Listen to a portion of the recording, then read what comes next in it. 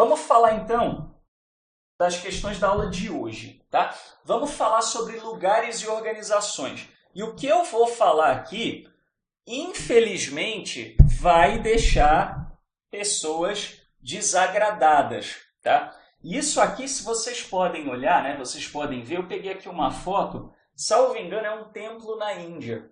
E aí você olha a questão, né, vamos dizer, de toda a sociedade indiana e você vê esses templos, né, tão exuberantes, você se indaga se isso aqui está bem aplicado, tá? Então, eu vou botar o dedo na ferida, eu vou falar.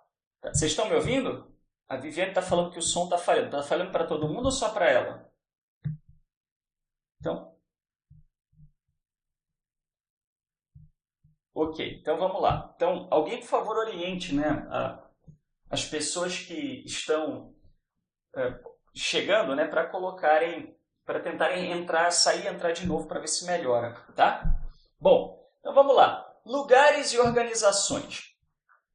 Então, a primeira coisa que a gente deve indagar é o seguinte: em que momento o Eterno fundou uma religião? Se você olhar para a Bíblia judaica, em que momento ele aparece fundando uma organização religiosa? Fala para mim. Nunca, jamais, né? O Eterno não faz isso, né? O Eterno, em momento algum, ele funda uma religião, tá? Então, assim, pessoal, o Ronaldo colocou aqui, religião é coisa do homem, né? Se você considerar religião, a palavra religião, como uma instituição religiosa, né? Então, o que o Ronaldo falou é perfeito, é exatamente isso, né? É algo que os seres humanos criaram, tá? Em que momento você vê uma pessoa na Bíblia clamando ao Eterno e o Eterno dizendo, olha, cidadão, seguinte, você não é do grupo religioso verdadeiro, então eu não vou te responder. Em que momento você vê o Eterno falando isso? Porque você vê seres humanos falando isso, né? Assim, não, se você é de uma outra religião, o Eterno nem te responder não vai. É ou não é? Fala para mim. Existe ou não existe isso? Né? As pessoas falam ou não falam isso? Né? Você não vê isso em lugar nenhum. Então, assim, pessoal, o Eterno te criou, ele te deu vida. Você está aqui hoje, né? Você está vivo, você tem esse dom maravilhoso que é a vida, porque ele te amou. E porque ele, ao te amar, te criou, desejou criar você. Você já parou para pensar nisso? Que se você foi criado, é porque o Eterno desejou ter você? Já parou para pensar nisso? Né? Assim, se o Eterno não tivesse desejado ter você, ele não tinha te criado. Tá? Então, assim, você já nasceu debaixo de uma aliança com o Criador. A aliança com ele, ela surge, o vínculo com ele surge a partir do momento da sua própria concepção. Tá? Então, muito cuidado com isso. A primeira coisa que organizações religiosas vão tentar te convencer é que se você não tiver, né, naquele grupo ou não tiver aquele conjunto de dogmas, você não tem uma aliança com o Criador. Tá? E isso é algo extremamente falacioso. Ok? Certo, pessoal? Então, esse é um elemento interessante. Agora, quando a gente fala de organizações religiosas, você tem um problema. Tá? Eu acredito que a maioria das organizações religiosas começa de maneira bem intencionada, tá? Mas, com o tempo, toda organização religiosa, toda se torna um negócio, tá? Toda, porque a partir do momento em que você cria uma infraestrutura, você vai montar um negócio, você acaba montando um negócio, certo? ok? Então, ela necessariamente, em um dado momento, vai se tornar um negócio, vai se tornar algo de interesse econômico, certo? Ok? A gente vai falar um pouco mais por quê. Mas eu queria dizer para vocês o seguinte, houve um caso de um grupo, tá? Que começou um trabalho, era um casal que começou um trabalho numa igreja evangélica. Então, esse casal era evangélico. E eles começaram um trabalho de pegar pessoas e tirar das ruas e levar para a própria casa deles. Tá? Eles pegaram drogados, né, pessoas com drogadição, e pessoas totalmente desajustados e assim, com a vida toda arrebentada, e botaram dentro da casa deles. Tá certo? Você não faz isso se você não tiver muito amor ao próximo e ao Criador. Concordam comigo? Que para uma pessoa chegar e abrir a casa deles e colocar gente drogada dentro para tentar recuperar dentro da sua própria casa, tá? Isso, para você fazer isso, você tem que ser uma pessoa muito especial. Concordam ou discordam? Alguém discorda que para uma pessoa fazer isso tem que ser muito especial? Sim, né? Pois é, eu também não faria isso, tá? Então eu sou o primeiro a admitir que o meu grau de amor ao próximo não chega nesse nível, tá? Então, assim, eu tiro o chapéu para quem faz isso. Muito bem, o que aconteceu com essa turma? Esse pessoal, então, começou a fazer esse trabalho e isso começou a chamar a atenção das pessoas, positivamente, tá? E esse pessoal começou, então, a ter cada vez mais gente em volta deles. Num dado momento, pediram para que eles pudessem procurar um lugar, né, para que pudessem fazer um trabalho, etc, etc. E esse pessoal começou um trabalho religioso, né? E aí montou uma organização religiosa que foi crescendo. Tá? O que aconteceu com essa organização? E eu não vou aqui citar nomes, porque o meu objetivo não é falar da organização, é contar o caso, né? Então, assim, essa organização acabou se desvirtuando tanto, mas tanto, assim, que chegaram a ter problemas com a polícia, né? Chegaram a ter problemas de pessoas saírem do Brasil, né, com dinheiro escondido, etc. Essa organização alugava imóveis, né, no nome das lideranças locais, não pagava o aluguel e deixava aí para o pau, né, e aí arrebentava com a vida da pessoa que, né, em nome de quem se alugou o imóvel. Essas pessoas começaram a ter muito problema com dinheiro, viver uma vida cada vez mais luxuosa, mais exuberante. Tá? Então veja que interessante. Essas pessoas não começaram mal intencionadas, mas viraram verdadeiros criminosos, tá certo? Mas não começaram assim, começaram bem intencionados, mas a coisa degringolou, tá? A partir do momento em que você tem um grupo, em que você aluga um lugar e você começa a ter compromissos financeiros altos, compromissos financeiros pesados, a coisa começa a virar um negócio, tá? E o negócio, ele vai engolir as pessoas, tá? Por que ele vai engolir as pessoas? Porque pensa você o seguinte, tá? Você imagina que você tenha uma organização religiosa e que você tenha que pagar um aluguel altíssimo. Vamos dizer que você tenha que pagar um aluguel de 20 mil reais, como eu já vi por aí lugares cobrarem. Então você tem um aluguel de 20 mil reais.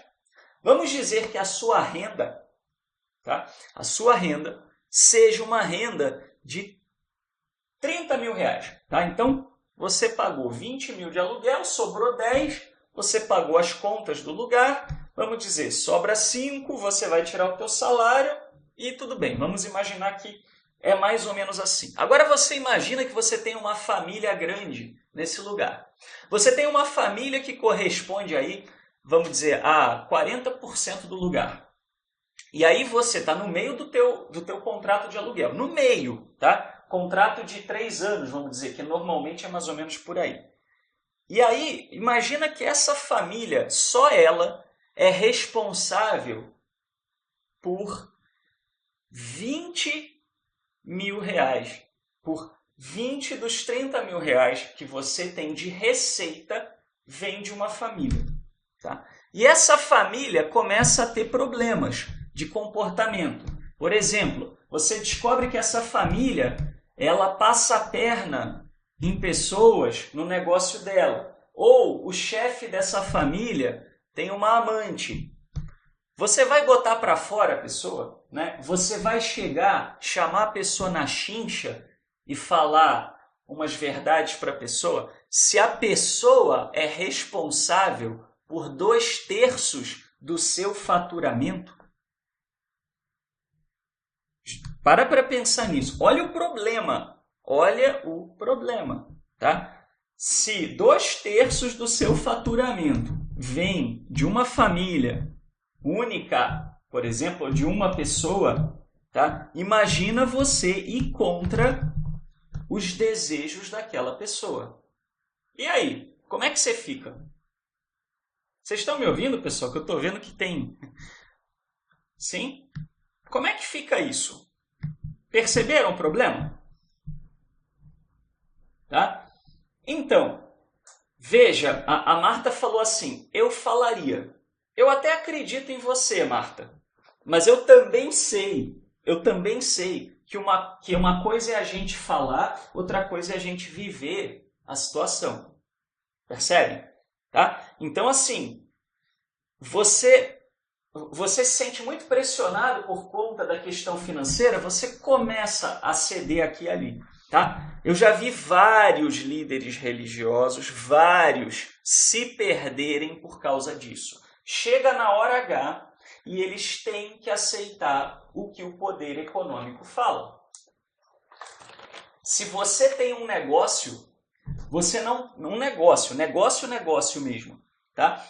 Se você tem um negócio, vamos dizer, né? Eu me lembro quando eu trabalhava com meu pai, né, com informática, hoje eu ainda faço um pouco, né, desse trabalho, mas a gente tinha um cliente, e o cliente da empresa do meu pai era responsável por, 70% do faturamento. Lógico, a gente tratava o cliente a pão de ló, né? Felizmente, esse cliente nunca pediu para a gente para fazer nada de imoral. Agora, eu vou contar uma história para vocês. Tá? Num dado momento, esse cliente, né, o gerente lá que lidava com a gente, virou para o meu pai e falou assim, olha, a minha filha tá querendo um estágio na área de informática. Você arruma um estágio para ela? Pensa bem, esse cliente era responsável por 70% do faturamento da empresa. Aí o camarada vai lá e pede, né, uma vaga de estágio para a filha dele.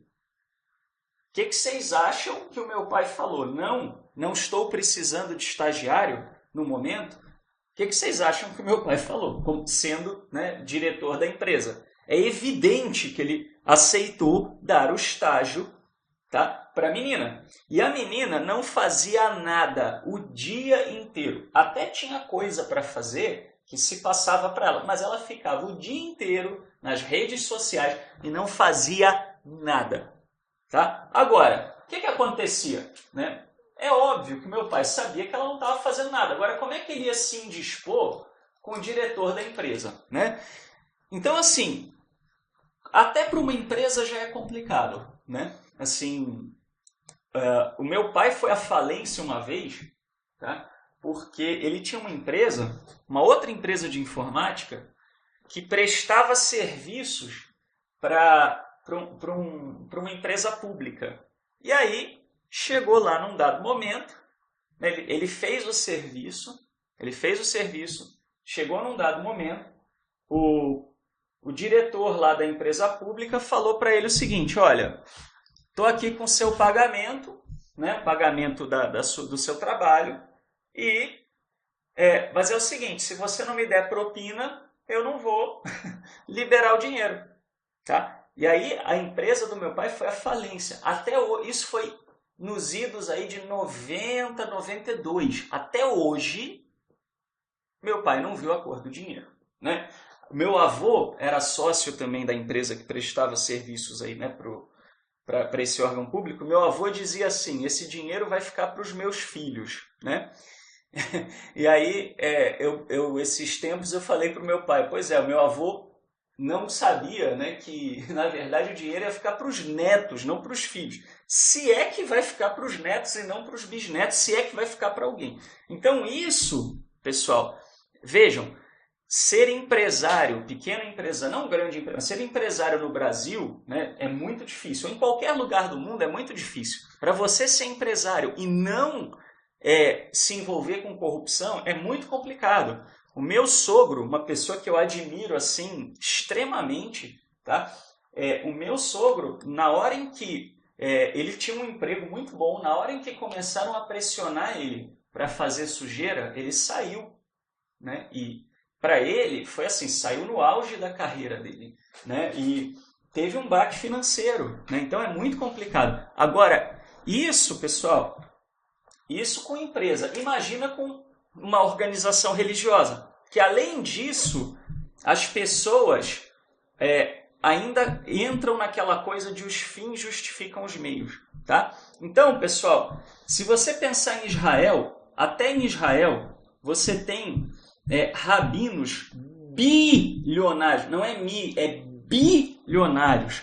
Tá? Você tem lá os descendentes, salvo engano, do Baba Sali, né? Eles têm um negócio em Israel assim religioso que movimenta muito dinheiro, tá? Muito dinheiro. Então, assim, eu vou ser taxativo aqui. Existem dois tipos de organização religiosa. As que já se corromperam e as que ainda vão se corromper. Sabe por quê? Porque vai chegar uma hora, mesmo que não seja agora, vai chegar uma hora que alguém vai ceder. Vai chegar uma hora que as contas a pagar vão falar mais alto do que a missão religiosa, né, daquela organização. Tá? Então, pessoal, pode não acontecer, vamos dizer, na vida do fundador da organização. Pode ser que o fundador da organização ele era extremamente bem intencionado, mas daqui a 1, 2 gerações vai surgir o problema. Tá? Então, pessoal, o Eterno não está em organizações religiosas. Não está. Porque elas vão totalmente contra aquilo que o Eterno representa em termos de valores. Né? Então, assim, se você for olhar para a história de Israel, tá? Normalmente, da onde veio a corrupção? Vem justamente das lideranças político-religiosas. Tá? Vocês sabem por que Israel sofreu com a dominação dos Seleucidas? Né? Vocês conhecem Hanukkah. Né? Hanukkah, que é aquele feriado que celebra a vitória sobre os Seleucidas. Vocês sabem como é que começou a dominação seleucida? Como é que começaram os problemas? Vocês sabem? Alguém tem ideia? Começou com a briga de sumos sacerdotes. Tá? Um queria ser sumo sacerdote, o outro não, sumo sacerdote sou eu, etc. E aí, em algum momento, né, os Seleucidas tiveram que vir para colocar ordem na casa. Tá? Começou com disputa religiosa. Vamos falar de Roma. Muito se fala que Roma destruiu Israel, certo? Certo? Roma destruiu o templo, arrasou com Jerusalém, etc. Certo? Vocês sabem por que o Império Romano veio para poder justamente se estabelecer em Israel? Roma foi convidada, tá? Foi convidada pela geração do poder aí no período dos Hasmoneus, né? Pós Hanukkah, já outras gerações. Roma foi convidada a intervir em Israel para poder assegurar a proteção de uma liderança político-religiosa. Tá? Então, Roma foi convidada a vir e a estabelecer, vamos dizer assim, uma paz, entre aspas, político-religiosa. Tá? E aí deu no que deu. Vocês sabem como começou a Inquisição dos judeus? Alguém sabe? Então, Genilson, até sinédrio ilegítimo você teve naquela época. Chegou a ter 2 sinédrios, porque um era tão corrupto que os juízes íntegros de Israel fundaram outro. Tá? Então, como é que começou a Inquisição? Eu vou dizer para vocês, leiam uma obra, né, do Raham José Faur. Ele é um rabino, né, de origem hispano-portuguesa, e ele conta, né, ele fez um trabalho brilhante de como começou a Inquisição. Começou da seguinte maneira: os judeus hispano-portugueses, eles eram judeus extremamente pé no chão, racionalistas, progressistas, etc. Só que começou a haver uma influência muito forte, tá, do misticismo que surgiu mais na região do leste europeu e se tornou muito forte na França. Tá? Tem uma obra dele, eu vou até colocar o link para vocês, mas ela está em inglês.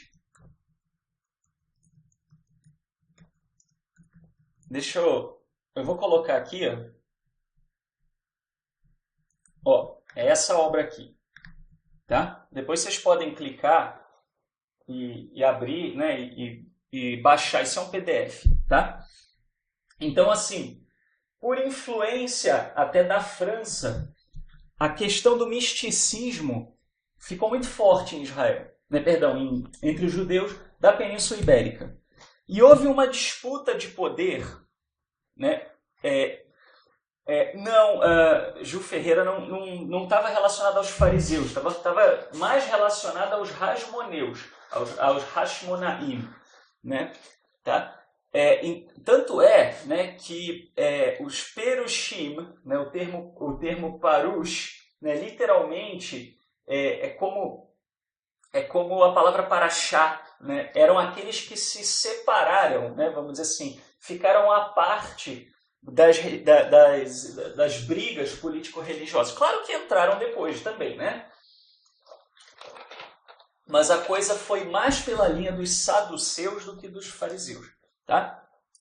Agora, assim, Genilson, a gente não pode falar de preto e branco, né? Havia gente boa e gente corrupta em todas as esferas, tá? Mas a questão do poder religioso, de se enamorarem do poder religioso, estava mais associada aos saduceus do que aos fariseus, tá? Então, aí o Adecilde perguntou uma coisa interessante. E o novo sinédrio? Né? Assim, o novo sinédrio, pela própria lei judaica, ele é ilegítimo, por uma série de razões, tá, o Adecilde? Eu vi essa notícia, tá? Eu vi. Mas, assim, isso daí não tem valor. Ninguém reconhece esse novo sinédrio, só eles mesmos que reconhecem, tá? Então, isso não vai dar em absolutamente nada, tá? Por uma série de razões. Eu não vou entrar nesse mérito agora. Eu posso até fazer um áudio depois sobre isso, tá? Mas, assim, pessoal, então, o que aconteceu lá na Inquisição? Houve uma briga muito grande entre o pessoal que era de linha mais racional, né, mais tradicionalista, e o pessoal que era mais dado à questão mística, né? Mais dado a essa linha. E aí o que aconteceu? O pessoal da escola mística, depois que algumas lideranças, né, de linha mais racional, etc., passaram, né, passou-se o tempo delas, houve uma disputa muito grande. E aí, num dado momento, esse pessoal da escola mística, principalmente de origem francesa, tá, começou a considerar as ideias de Maimônides e dos seguidores deles de hereges. Tá? Então isso é engraçado, né? Maimônides hoje é uma unanimidade no meio judaico, mas já foi considerado um grande herege. Né? Olha que interessante. E a heresia, pessoal, sempre depende de quem está no poder, né? O que é heresia? É aquilo que vai contra o que alguém que está no poder acredita. Isso é heresia, né? Não vamos nos iludir. Então, assim, o que aconteceu? Esse pessoal da escola francesa, num dado momento, para combater os seguidores de Maimônides, eles se viram para a Igreja Católica e falam o seguinte: Igreja Católica, vocês estão combatendo os seus hereges. Venham para cá nos ajudar a combatermos os nossos hereges. Tá? Então, lideranças do povo judeu convidaram o Império Romano a fazer isso. Né? O Império, Católico, né? O catolicismo romano a fazer isso. E aí, o catolicismo falou, ok, beleza. Né? E aí pegaram justamente os livros judaicos e começaram a avaliar. E aí, né, chegaram a uma conclusão. Falaram, mas espera lá, está escrito coisa aqui que vai totalmente contra o cristianismo. E aí, então, começou a perseguição aos judeus. Tá? Então, pessoal, muito cuidado com essa questão. Tá? O poder corrompe. O poder corrompe. Então, assim, você quer encontrar o eterno? Tá? Você tem que começar com a sua família, com os seus vizinhos, com os seus amigos e evitar organizações religiosas. Porque as organizações religiosas servem a um interesse de poder, a um interesse econômico, a um interesse de vaidades, a um interesse de determinados grupos que querem se manter no poder. A história mostra isso com muita clareza. Tá? Então, assim, pessoal, se você entrar numa organização religiosa, você vai ter problemas de corrupção. Toda a questão do reconhecimento hoje de quem é e quem não é judeu, toda a questão das conversões passa necessariamente por um poder político-econômico. Tá? Então, assim, hoje está tendo uma briga muito grande entre Israel e os Estados Unidos por conta de Israel ter resolvido não aceitar conversões feitas nos Estados Unidos, tá? De conversões ortodoxas. E aí isso gerou um monte de problema. Tá? E até hoje está gerando problema. Aí os Estados Unidos resolveram retalhar e não reconhecer conversão feita em Israel. Tá? Olha o problema. E quem é que está no meio disso tudo que não tem nada a ver com o assunto e sofre? Os convertidos. Tá? Então, assim, pessoal, se você for pelo viés da organização religiosa, você vai encontrar ego, dinheiro, poder e vaidade. Tá? Muito cuidado com isso. Eu acabei de postar o link, tá, o Emanuel? Acabei de postar o link aqui. Tá? É um texto brilhante do Raham José Faura. Tá? Então, assim, você quer encontrar o eterno, de fato, começa na tua casa. Começa com a tua família. Começa com os teus vizinhos, com os teus amigos. Mas a minha família é cristã. Ué, e daí? Ela é leprosa? A sua família tem lepra por ser cristã? O meu vizinho é católico. E isso faz dele um mau caráter, salafrário, sem vergonha? Tá? Então, assim, comece estudando em casa. Comece buscando o eterno em casa. Tá? Comece buscando o eterno com os seus amigos, com os seus vizinhos. Né? Faça como Abraão. Abraão, o que ele fez? Ele largou tudo. Ele era idoso, ele largou tudo para poder servir ao Criador. Tá? Abraão não fundou a igreja abraâmica. Não fundou a sinagoga dos peregrinos caldeus. Percebe? Tá? Então, pessoal, até mesmo a questão das sinagogas, tá? Isso é uma coisa que o povo judeu foi muito influenciado pelo cristianismo europeu, tá? Que foi a coisa de criar denominações. Antigamente, as sinagogas eram simplesmente comunitárias. Então, a comunidade de pessoas, né, por exemplo, vamos dizer, vamos falar do Rio de Janeiro, da Gávea, né, do bairro da Gávea, o que eles faziam? Né, eles se juntavam, construíam um lugarzinho lá e todo judeu que era da Gávea ia lá. Né? Hoje em dia, né, as sinagogas também, né, viraram organizações religiosas, né, denominações religiosas. Então, assim, aí você vai num bairro, né, e você vai ter a sinagoga ultra-ortodoxa, a sinagoga ortodoxa moderna, a sinagoga reformista, a sinagoga conservadora, etc, etc.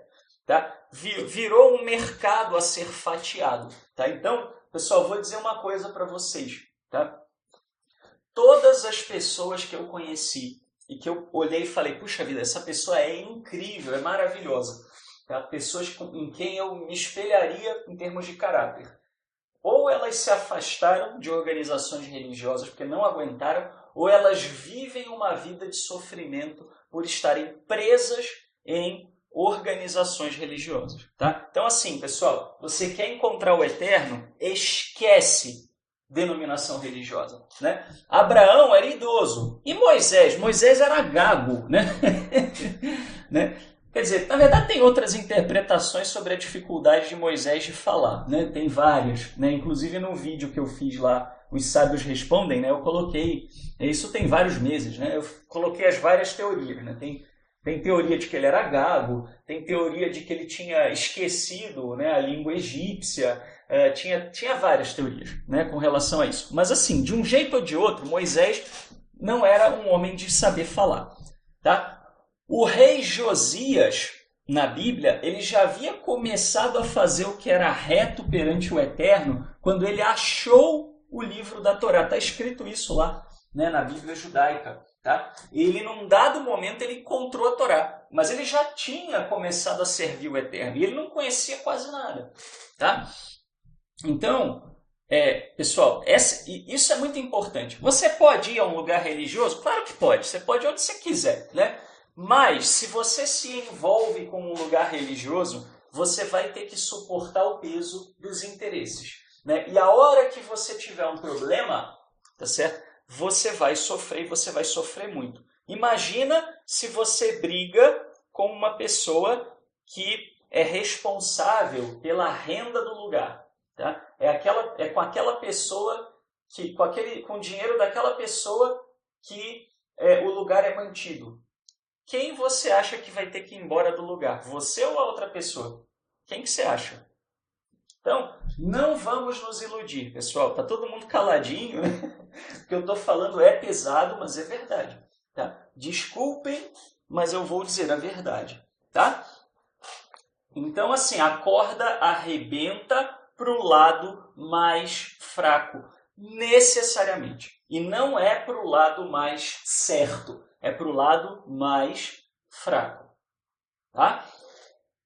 Então, pessoal, isso é muito, muito complicado. Tá? E eu trouxe um caso aqui para vocês, tá? De um grande filósofo judeu, né? chamado... exatamente, Bianchini. Tá? Eu acho que foi o que eu falei. As organizações religiosas, a maioria delas, começa com pessoas bem intencionadas, querendo fazer o bem, mas ela vai se corromper. Mas como o mundo é mundo, sem medo de errar, ela vai se corromper. Ah, Shaul, como é que você sabe disso? Ué, olha para a história. Olha para a história da humanidade. Tá certo? Existe alguma organização que até hoje não se corrompeu? Né? Se formou e não se corrompeu? Até hoje não se corrompeu em momento algum. Pera lá, assim, não dá, não tem como, né? Assim, achar que dessa vez vai ser diferente é você fazer a mesma coisa e esperar um resultado diferente. Né? É como você fazer uma conta de tabuada, né, e falar assim, não, eu vou somar 2 mais 2 de novo amanhã. Quem sabe amanhã dá 5. Se você vai somar 2 mais 2, vai dar 4 sempre. Nunca vai dar 5. Tá? Então, para de se iludir. Né? Isso é muito importante. Tá? Não, Juliana, isso não é verdade. Desculpe te falar, mas isso não é verdade. Tá? Não é verdade. Baruch Spinoza nunca acreditou em Jesus, ou, né, ou Yeshua, ou como se quiser falar. Tá? Não é verdade. Tá?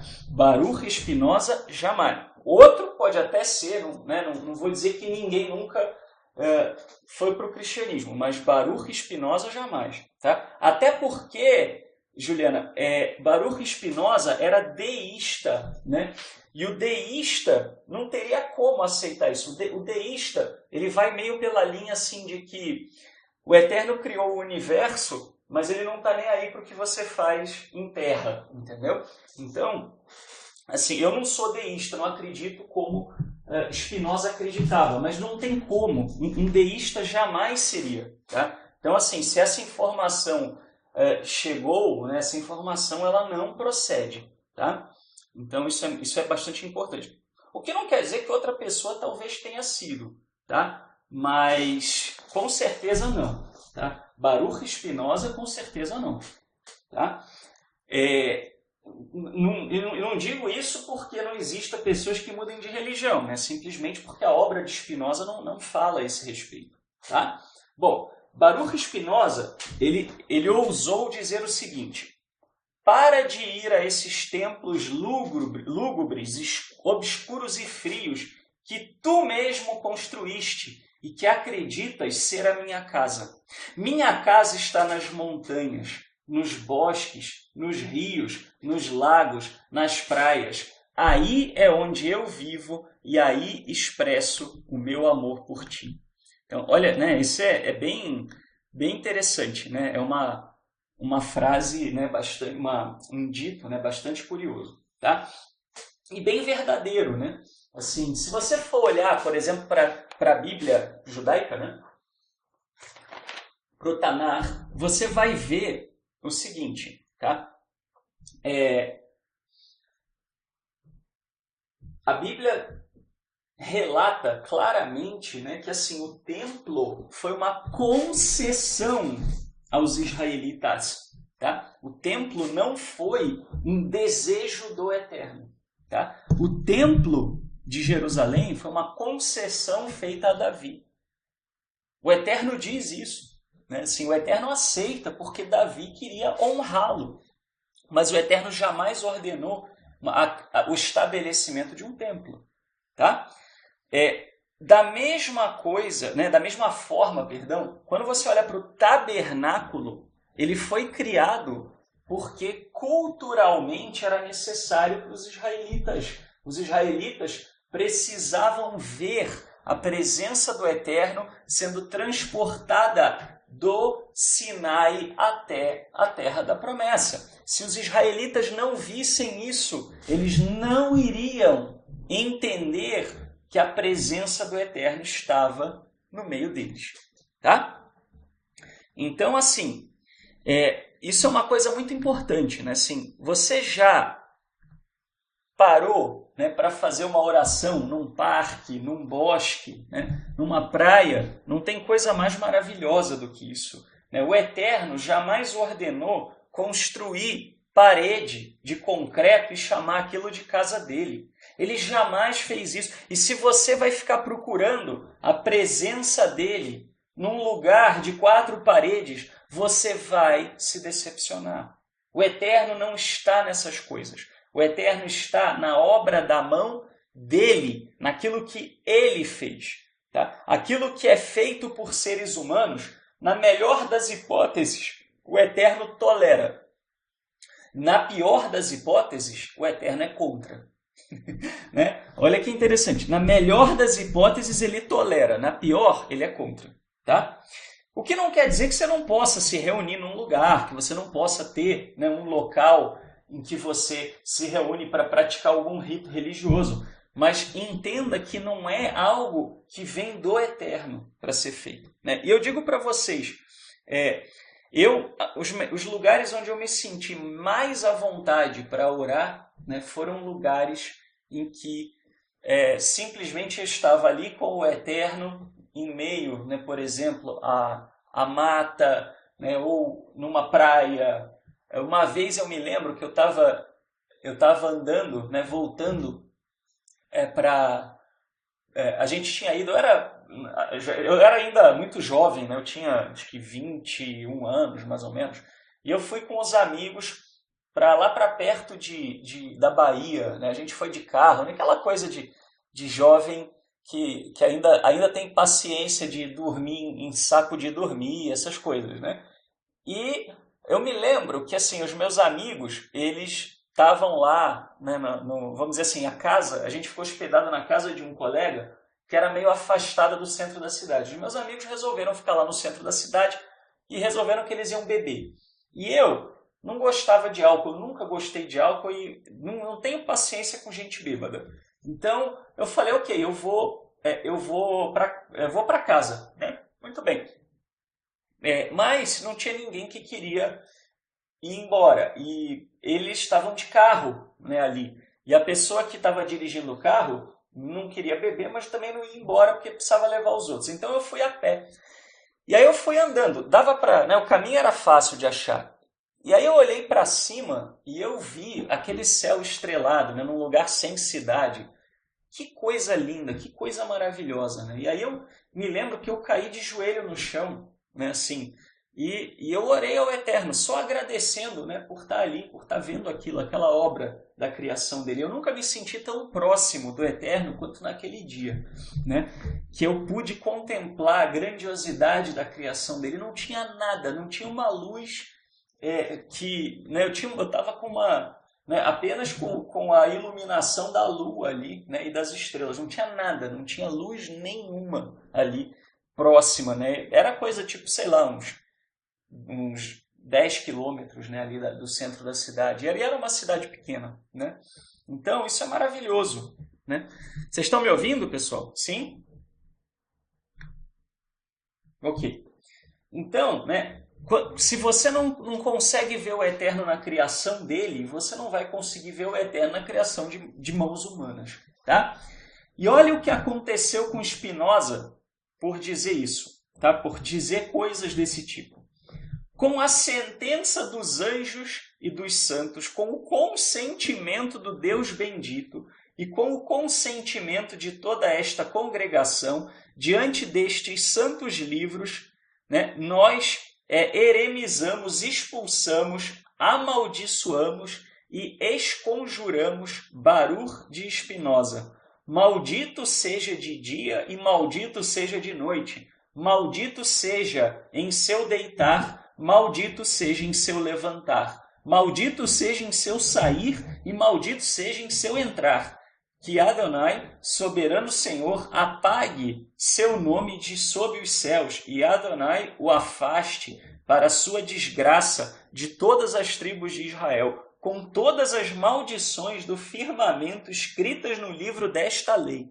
E vós, os dedicados a Adonai, que Deus vos conserve todos vivos, advertindo que ninguém lhe pode falar pela boca, nem por escrito, nem conceder-lhe favor nenhum, nem debaixo do mesmo teto estar com ele, nem a uma distância de menos de 4 côvados, nem ler papel algum feito ou escrito por ele. Que coisa linda, né? Que fizeram com Baruch Spinoza, né? Que coisa maravilhosa, né? Homens do Eterno, né? Esses aí que falaram isso, né? Foram inspirados pelo Criador para amaldiçoar uma pessoa que pensava diferente, que ousou falar que o Eterno não era patrimônio de uma denominação religiosa, né? E isso, na verdade, até foi a comunidade de Amsterdã, que era uma comunidade hispano-portuguesa, né?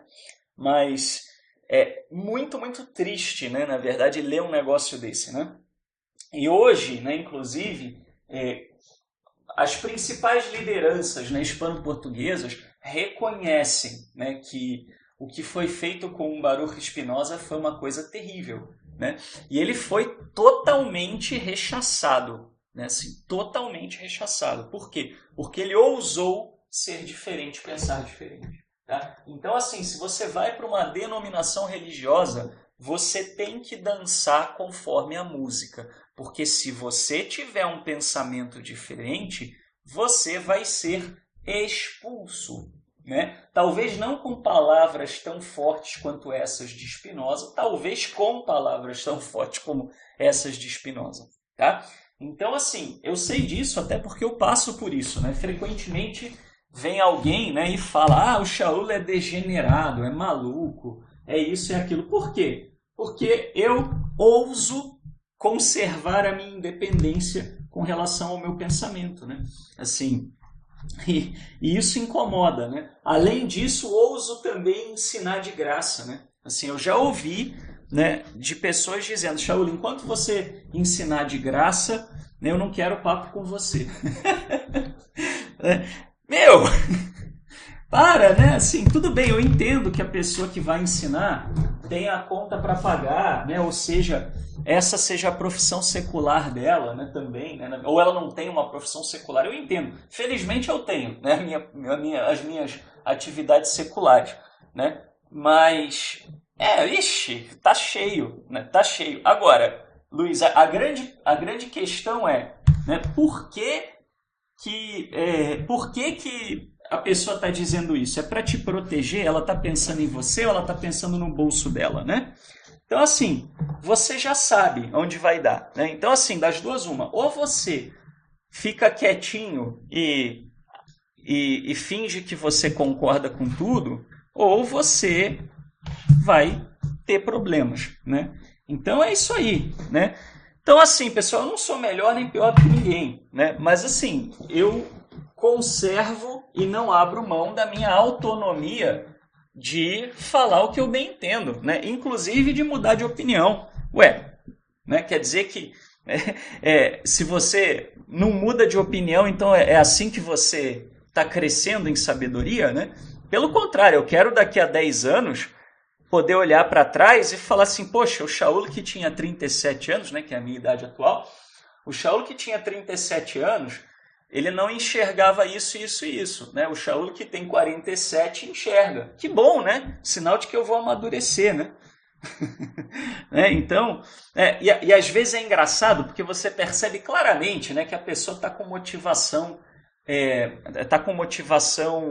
financeira, né?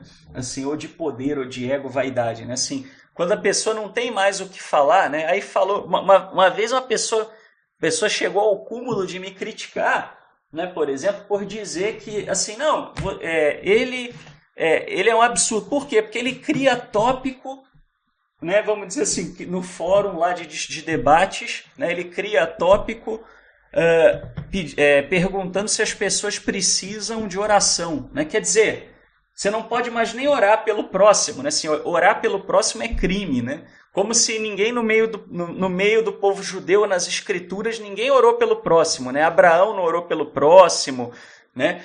Davi não orou pelo próximo, ninguém orou pelo próximo, né? Orar pelo próximo é coisa de herege, né? Então eu prefiro ser herege, né? Se orar pelo próximo, né, e ser uma pessoa que ousa pensar, que ousa, né, estudar, que ousa pesquisar, etc., é ser herege, então eu prefiro ser herege, né? Aliás, digo mais, se o céu, né, ou o mundo vindouro for feito dessas pessoas tacanhas, radicais e cheias de interesse econômico, eu prefiro o inferno, né? Porque isso não é bênção, né? É quase que uma maldição, né? Então vamos ver o que o Eterno diz em Isaías 66, 1 e 2. Assim diz Adonai: o céu é o meu trono e a terra os cabelos dos meus pés. Que casa me edificaríeis vós? E qual seria o lugar do meu descanso? Porque a minha mão fez todas estas coisas, e assim todas elas foram feitas, diz Adonai. Mas para esse olharei, para o pobre e o abatido de espírito e o que treme da minha palavra. Bem interessante, né? Tá? Então, essa é uma questão. Tá? Bom, Eliezer, assim, eu vou assim, quando você fala, né, isso, a gente está saindo um pouco do tema, tá? Então, assim, o nosso objetivo aqui, né, é falar um pouco sobre essa questão, né, vamos dizer assim, né, enfim, desses temas, né, que dizem respeito aí ao desenvolvimento da nossa independência, né, com relação à espiritualidade, tá? Então, assim, eu não vou entrar no tema do Baal Shem Tov, porque ele, inclusive, não é uma pessoa de quem eu partilho, vamos dizer, com quem eu partilho a forma de pensar, né? Mas, salvo engano, o nome dele não era Eliezer ben Israel, era Israel ben Eliezer, né? Era o contrário, no que eu me lembro. Posso estar errado, tá? Depois você confirma, mas eu acho que era Israel ben Eliezer, não Eliezer ben Israel, tá bom? Só para não deixar você sem uma resposta. Bom, então, pessoal, aí vem os pretextos. Né? Quais são os pretextos para você, por exemplo, não se reunir com pessoas que, vamos dizer assim, né, para estudar, para orar, enfim, né? Primeiro pretexto é não sei o que fazer. Né? Resposta: abra sua Bíblia, leia, peça para os outros comentarem. Se você deseja cantar, cante. Se você deseja orar, ore. Muito simples, tá? Ah, mas eu não conheço a liturgia. Cuidado para não idolatrar a liturgia. Qualquer liturgia que seja, inclusive a judaica, tem a ver com os anseios da pessoa, né? Ou daquele grupo, ou daquela comunidade. Se você for olhar, inclusive, por exemplo, um sidur, que é sidur, né? Vem de seder, que é ordem, né? É a mesma raiz.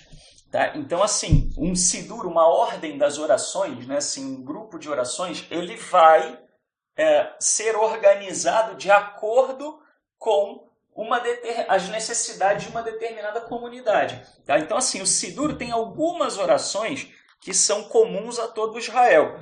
Mas se você pegar um Sidur Ashkenazi, é totalmente diferente de um Sidur marroquino. Se você pegar um Sidur marroquino, é totalmente diferente de um Sidur hispano-português. Se você pegar um Sidur Ashkenazi que não seja racídico, é totalmente diferente de um Sidur racídico. Tá? E assim por diante. Então, assim, não idolatre a liturgia. Existe esse problema no meio judaico hoje. Uma idolatria à liturgia. Se você não fizer a liturgia até tal horário, né, você só falta ser esconjurado. Tá? Então, muito cuidado. Aí o que acaba acontecendo? É diferente. O Sidur Ashkenazi é diferente do Sefaradi, com certeza. Aliás, né, no meio Sefaradi você tem vários. Tá? Por quê? Porque o Sidur não tem só, Eliezer, rezas do povo de Israel. Tem rezas comunitárias, que as comunidades ao longo dos anos foram desenvolvendo. Entendeu? Tá? Então, tem muitas diferenças. Os Sidurim são muito diferentes uns dos outros. Né? A própria Sefer, salvo engano, ela vem de Sidur Ashkenazi e vem de Sidur Sefaradi, os dois editados por ela. Ela editou 2. Né? E mesmo no meio sefaradi, você tem vários sidurim. Você tem o sidur marroquino, você tem o sidur da comunidade de Amsterdã, você tem o sidur da comunidade hispano-portuguesa lá de Nova York. Você tem, né, o sidur da comunidade iemenita. Aí na comunidade iemenita você tem 2 sidurim, tem um monte. Tá? Posso selecionar o sidur que diz respeito à minha realidade? Pode, Cláudio, pode sim, claro que pode. Tá? Aliás, se alguém quiser, entra depois no meu site, né, lá no www.judeu.org, tá? Lá você encontra 2 coisas. Primeiro, na parte de perguntas, você tem um guia de como usar o Sidur. Tá? E na parte de materiais litúrgicos, lá em cima, em recursos, você encontra também os Sidurim, né? Assim, e alguns livros de rezas ali. Tá? E quem acessa pelo celular, o menuzinho onde aparece recursos fica do lado. Tem que apertar o botão do menuzinho e aí ele aparece na tela. Tá? Então, cuidado para não idolatrar a liturgia. Tá? O Sidur completo, que tem só esse nome, ele é Ashkenazi. Mas na própria Sefer tem um Sidur que é dito Sidur Sefaradi. Esse é o Sefaradi. Tá? E é um Sefaradi mais moderno. Não é o Sefaradi histórico e clássico que, por exemplo, os antepassados dos Anusim, né, utilizavam. Tá? Bom, então assim, não idolatre a liturgia, tá, pessoal? Muito cuidado. Aí o que acontece? Que eu já vi, né, trocentas vezes em sinagoga. O camarada faz um sidur gigante e aí ninguém consegue rezar aquele troço. E aí fica todo mundo assim rezando, né, como se estivesse narrando um jogo de futebol, entendeu? Super rápido, passando, página 5, página 6. Aí você vê, às vezes a pessoa está recitando coisa e está virando para o lado, olhando para o filho que está correndo, né, olhando, tentando ajudar alguém que está perdido e rezando. Quer dizer, o cérebro desligou, né? Se o cérebro desligou, a sua oração não vale nada. É melhor você fazer uma oração curta ou uma oração espontânea do que você fazer, né, uma recitação de palavras de forma vazia. Tá? Ok? Então isso é muito, muito importante. E eu disse para vocês na última aula, né? E eu vou dizer hoje. Por quê? Porque eu sou um herege, eu sou degenerado, eu não estou nem aí. Né? Então, como eu não estou nem aí, eu falo, tem dias que eu acordo e estou sem paciência de fazer as orações do Siddur. Sabe o que eu faço? Eu deixo para fazer mais tarde. Ou então eu faço as minhas orações com as minhas palavras e deixo para fazer mais tarde a outra. Ou então nem faço a outra. Sabe por quê? Porque eu não vou desrespeitar o Eterno de fazer uma coisa pensando, ai, que saco, tomara que acabe logo. Isso é jeito de entrar na presença do Eterno? Fala para mim. Né? Isso é jeito? Não é. Tá certo? Então, assim, se eu acordei mal-humorado, estou, né, com vontade de brigar com o mundo inteiro, eu muitas vezes espero passar. Por quê, pessoal? Porque se você adotar esse formalismo todo com relação à liturgia, você vai idolatrar a liturgia. Tá? Ok? Então, muito cuidado. A liturgia ela é ótima. Tá? Principalmente porque muitas pessoas têm dificuldade de saber o que orar, né? O que rezar. Orar e rezar são sinônimos, né? Aliás, para quem não sabe. Tá? Então, assim, a pessoa não sabe o que orar, né? O que rezar, e aí ela pega a liturgia, né? Ela pega um Siddur e faz as orações. Tá? Inclusive, mesmo você sendo um monoteísta noaico, não sendo judeu, você pode fazer a oração que você quiser. Tá? Então, pessoal, vamos combinar uma coisa aqui, né? Que isso para mim já deu o que tinha que dar, já encheu o meu saco, já não aguento mais. Vamos combinar o seguinte, judeu e não judeu, né? Todo mundo é igual. Né? Se você pegar e morrer, você é judeu, você não é judeu, né? Você vai virar pó igual. Se pegar, tirar um raio-x da minha costela, né? E tirar o raio-x da costela de um não-judeu, tá certo? Se você, né, se você não souber identificar que eu fraturei a costela uma vez e tenho lá um ossinho que está meio calejado, você não vai saber quem é quem. Tá? Você nasceu pelado, você vai morrer pelado. Né? Você é feito de átomos, perfeito, Eliezer. Então vamos parar com esse negócio de que você é superior se você é judeu. Tá? Se você acha isso, ou que o povo de Israel, de alguma maneira, é melhor do que os outros, então você não entendeu nada da missão de Israel. Que a missão de Israel é ser um exemplo de sociedade. Tá? Você não entendeu nada sobre o que é monoteísmo, porque o monoteísta ele tem que ter, né, um compromisso com o Criador. Tá certo? Então, todos nós temos aliança com o Criador. Tá? Então, para de elitismo. Já deu na paciência o elitismo. Né? Eu vou começar a excluir dos meus contatos no Facebook lá o pessoal que é elitista, né? Porque, sinceramente, isso me faz mal. Né? A gente tem que entender que a coisa não é assim. Tá? Outro pretexto, não conheço ninguém. Né? Se você fala, eu não conheço ninguém, será que você não está querendo pessoas prontas? Né? Assim, você está querendo se reunir com pessoas que já estão no mesmo nível de entendimento que você? Né? Então, assim, se você vai estudar a Bíblia, você vai estudar Gênesis, tá certo? Qual o problema de você convidar o seu vizinho, independente qual é a religião dele, qual é a fé dele? Não discrimine, tá certo? Agora, isso não vai fazer de você uma pessoa que, vamos dizer assim, não vai fazer de você uma pessoa que concorda com a ideologia dele se você... Perdão, pessoal, deixa eu beber uma aguinha aqui. Isso não vai fazer de você uma pessoa que concorda com a ideologia dele se vocês estudarem juntos, tá? Cansei de dizer aqui, se você é católico, você é bem-vindo, se é evangélico, você é bem-vindo, se você é da igreja da Avó Rosa, você é bem-vindo, né? Até se você for flamenguista, apesar de tudo, bem-vindo, né? Apesar de você viver em trevas, né? Você é bem-vindo, né? Mesmo sendo flamenguista. Então, se até o flamenguista é bem-vindo, qualquer pessoa é bem-vinda, né? Segundo Fredson, não, aí caiu o padrão, né? Mas, então, aí não dá, né? Já tem gente saindo da sala aqui, né? Não aceita flamenguista. Realmente a gente tem que ter muito amor no coração, né?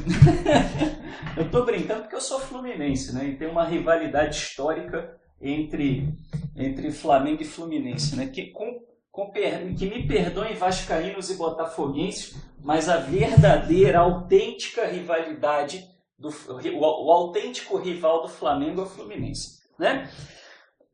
Ninguém é perfeito, viu, Eliezer? Né? Ninguém é perfeito, mas, né, vamos lá, vamos que vamos. Então, pessoal, não queira pessoas prontas, tá?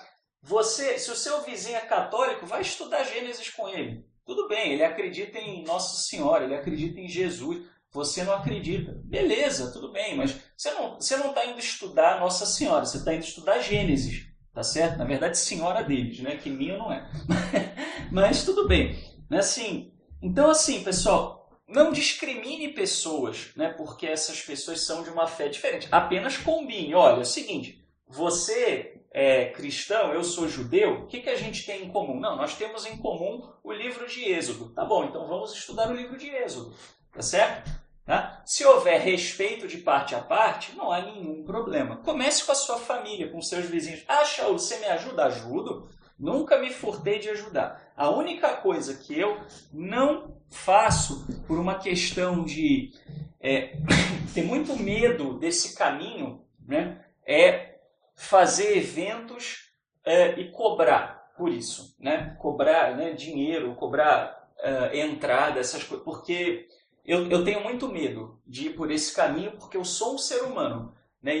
Então eu vigio a minha própria sombra para não cair. Se eu achar que eu nunca cairia, né, indo por esse caminho, eu tô sendo arrogante, né? Tô sendo orgulhoso de achar que eu tô acima do ato de ser tentado, né? E eu não posso ir por esse caminho. Né? Então, a única coisa que eu me recuso é isso, é fazer evento pago, tá? Mas fora isso, eu ajudo quem quer que precisar, dentro do que eu consigo, evidentemente, né? Não é tudo que eu consigo, eu tenho limitações, tá? Mas não sendo comércio, eu tô a favor de ajudar, tá? Ah, mas a minha família não deixa, né? Ela requer muito tempo, etc. Comece com ela, comece com a sua própria família. Ah, mas a minha família não dá. Tá bom, então comece no WhatsApp, comece em algum lugar, tá? Mas comece, tá? Ah, eu não conheço bem a Bíblia, mas o rei Josias achou a Torá no meio do reinado dele, tá? Então, diga para as outras pessoas, olha, pessoal, é o seguinte, eu também não conheço bem, eu também estou começando, vamos estudar junto, tá? Vamos aprender juntos? Isso você pode fazer, né? Vamos aprender juntos, tá? E aí você pega a sua, né, vamos dizer, você pega um comentário, imprime um comentário da internet ou põe no tablet, a outra pessoa traz o dela, né? E aquele negócio, a verdade é a verdade, independentemente da fonte, tá certo? Claro, né, você vai combinar com a pessoa, se vocês são de religiões diferentes, que você não vai entrar num caminho, né, por exemplo, que você não esteja confortável porque não é a sua fé. Né? Então, por exemplo, né, se você for estudar com uma pessoa cristã, vocês vão combinar de se respeitarem. Nem ela vai ficar falando de Jesus, nem você vai ficar falando contra a fé dela. Né? Você não precisa falar contra a fé de ninguém. Né? Você tem que falar a favor do judaísmo, né? A favor da Bíblia judaica, a favor do eterno. Não precisa, né, ficar cutucando o outro. Tá? Bom, o que não quer dizer que você não possa ser claro. Tá? Se alguém me pergunta, Shaul, e Jesus, você acredita? Não. Eu não acredito nem mesmo que Jesus tenha existido como personagem histórico. Eu acredito que vários personagens foram sincretizados numa figura. Mas eu não vou ficar desrespeitando os cristãos. Eu respeito e entendo que para os cristãos ele é uma figura importante. Tudo bem, é o direito deles, é o livre-arbítrio deles, assim como o meu. Né? Então, se você pode ser respeitoso e ao mesmo tempo ser firme na sua convicção. Tá? Mas o motivo real, né, é que as pessoas não se reúnem, né, com outras, é que é mais prático você esquentar o banco, chegar num lugar já pronto e esquentar o banco e voltar para casa, do que você sentar para estudar com alguém. Essa é a verdade. Né? Mas cuidado com isso, porque o preço é alto. O Igor fez a seguinte pergunta: Shaul, considerando o mundo como está com relações a questões conceituais e o fato que estamos expostos a tantas informações, é possível encontrar o eterno sem recorrer à religião? Eu vou dizer para você o seguinte, Igor: é impossível encontrar o eterno na religião. Você pode encontrar o eterno apesar da religião, né? Ou você pode encontrar sem a religião, mas por causa da religião, muito difícil. Tá? Essa é a minha opinião. Né? Por quê? Por tudo aquilo que a gente já conversou. Tá? O Eterno, sempre que se revelou a profetas, né, ele se revelou fora do âmbito político-religioso. Né? Porque não tem jeito, é aquilo que a gente falou, uma religião vai ter interesse de vaidade, vai ter interesse político, vai ter interesse de ego, vai ter interesse de poder, vai ter principalmente interesse econômico. Ok? Tá? Então a gente tem que tomar cuidado com isso. Quando eu estive em Israel, eu fui visitar um museu ali na Cidade Velha de Jerusalém, que eles estavam fazendo umas escavações e eles encontraram a casa do sumo sacerdote, né? e dos tempos de Herodes, né? Do rei Herodes. Você precisa ver a casa. Que coisa suntuosa, que casa gigantesca, enorme e suntuosa. Não é à toa que o templo foi destruído. Tá? Então o Eterno não está nessas coisas. Tá? Olha que interessante, a colocação do Ricardo é bem interessante. A impressão que tenho é que cada religião apresenta um tipo particular de Deus. Nesta pode isto, proíbe aquilo. Noutra, o contrário, e aí vai. Perfeito, Ricardo, é verdade. Você está coberto de razão. Não tem o que dizer quanto a isso, porque você está coberto de razão. Tá? Agora, se a gente vai estudar as Escrituras, a gente pode e deve desenvolver um pensamento, né, livre, um livre pensar. Né? Tá? E com relação, então, a práticas religiosas, o próximo tema aqui, nós vamos até 1h da tarde, tá? O próximo tema, pessoal, com relação a essa confusão que existe hoje em dia, é a questão das práticas religiosas. E aí eu coloquei uma pessoa com talet, né, um tefilim, e está lá no Muro das Lamentações. Existe algum problema no talet, ou talit, né, como queira? Existe algum problema aqui? Não, desde que você saiba o que você está usando, que você está usando um objeto que tem vamos dizer assim, que tem um objetivo, que tem uma mensagem, né? E não achar que você está usando a capa do super-homem espiritual. Tá? Tefilim, né? Tem o seu objetivo? Tem o seu objetivo, sim, desde que você entenda que não é um amuleto. Né? Aliás, quando a gente mostra que o tefilim não é um amuleto, tem gente que fica brava, né? Mas assim, né? Só mostra que a pessoa está idolatrando um objeto. Né? E esse aqui a pessoa está no Muro das Lamentações, né? Que tem vamos dizer assim, um simbolismo histórico, mas também não pode ser confundido com um lugar onde o Eterno literalmente está, porque isso seria também idolatrar o espaço. Tá? Samuel fez uma pergunta interessante. Shaul, a ideia da sinagoga se deu por volta do período entre o primeiro e segundo templo. Isso visava substituir o templo que outrora derrubado? Isso está correto? Sim, Samuel, exatamente. Tá?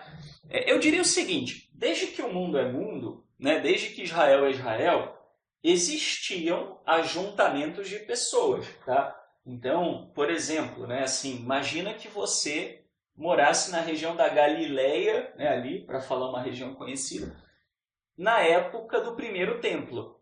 Você não ia toda hora no templo, porque é longe, né? Se você for mesmo que você for de camelo, de cavalo, é longe, não é perto, tá certo? Então, se não é perto, o que as pessoas faziam com regularidade? Elas se reuniam nas praças, se reuniam nos portões da cidade. Às vezes tinham, né, um teto debaixo do qual a pessoa se reunia. O problema não está no teto, tá? Não está em você montar uma casa entre quatro paredes. O problema está no que você acha que essa casa é. Tá? Então, assim, quando você se reúne com pessoas para buscar o eterno, a reunião é que é importante, não é o lugar.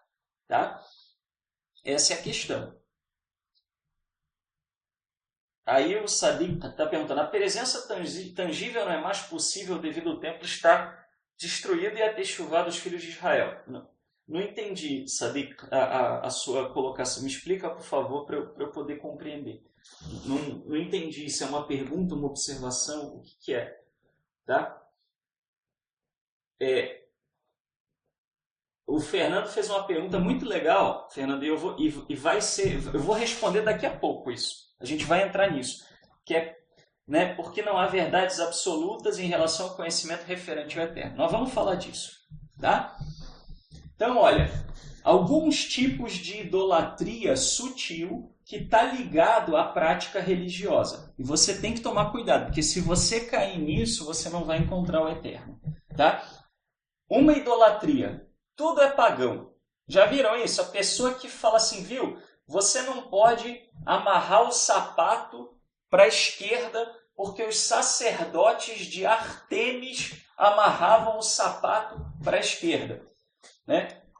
Você não pode usar calça jeans porque a calça jeans, a cor da calça jeans veio de uma família que fabricava uma tintura, isso eu já ouvi, tá? Não use calça jeans, porque havia uma família de sacerdotes desviados que usou uma tintura falsificada, que era baseada no terrelet, né?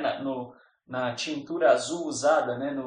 nas franjas dos israelitas, etc., e no templo, né? a vestimenta do sumo sacerdote, e essa família então fez uma falsa tintura para substituir essa. E aí foram eles que criaram o jeans. Para, né? Chega, né? Assim, de idolatrar o paganismo, né? A paganolatria, né? Lembra que você ficar apavorado com uma coisa também é um tipo de idolatria. Você está atribuindo poder a uma coisa que não tem poder, tá? Então, assim, a própria Torá, e o Maimônides fala isso, né? E outros sábios, quer dizer, quando eu falo que o Maimônides fala isso, é que assim, isso não é você ser reformista, isso não é você negar as escrituras, mas a Torá tem vários elementos que a gente sabe que vieram do paganismo e que foram adaptados pela Torá para conduzir ao monoteísmo. A própria Arca da Aliança, por exemplo, vou citar um exemplo.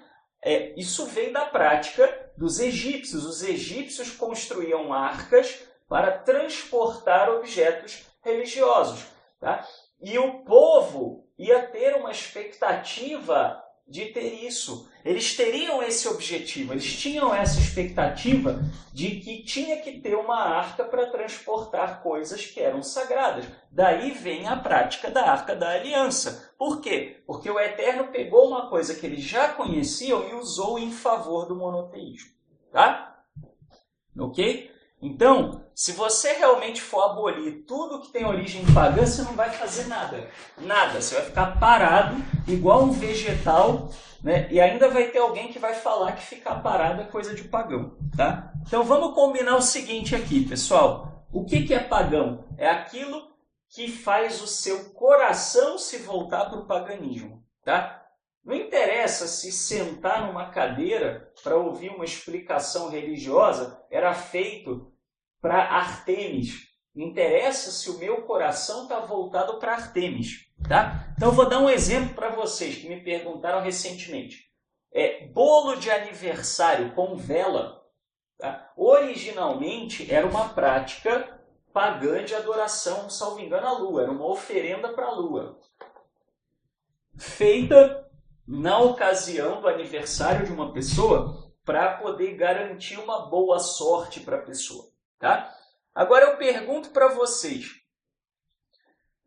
Quando você vai a um aniversário e você vê uma velhinha com bolo, você acredita que você está idolatrando a lua? Você, quando acende uma velhinha de aniversário, né, depende da idade, né? Na minha idade, por exemplo, a gente já começa a ficar meio com receio, né? Se for botar uma velhinha para cada ano, vai incendiar a mesa, né? Já está ficando meio velhinho, né? Então, começa a não ter muita graça, né? Esse negócio de botar velhinha, né? Ainda bem que hoje em dia tem aquelas velas em forma de número, né? Que aí você não precisa botar... Já pensou no meu próximo aniversário? 38 velas, né? Haja bolo, né? Se alguém derrubar, pronto, né? Um incêndio. Então, assim, pessoal, quando você acende a vela de aniversário hoje em dia, alguém pensa que está adorando a lua?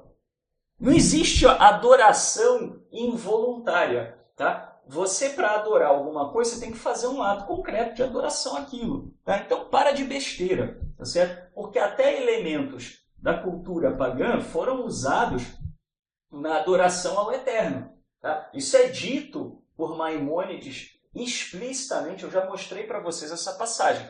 Quem tiver curiosidade, está lá na palestra Porque o Eterno ordenou sacrifícios. Tá? Então, cuidado com esse negócio de vamos achar o paganismo que está debaixo da cama, que isso é uma idolatria. É uma idolatria ou paganismo. Tá? Idolatria, ó, Fernando, olha aí. Ó, tá? Não, Eliezer, você pega um personagem de anime e você presta culto, né? Você pega lá uma imagem, né, sei lá, de alguma coisa já do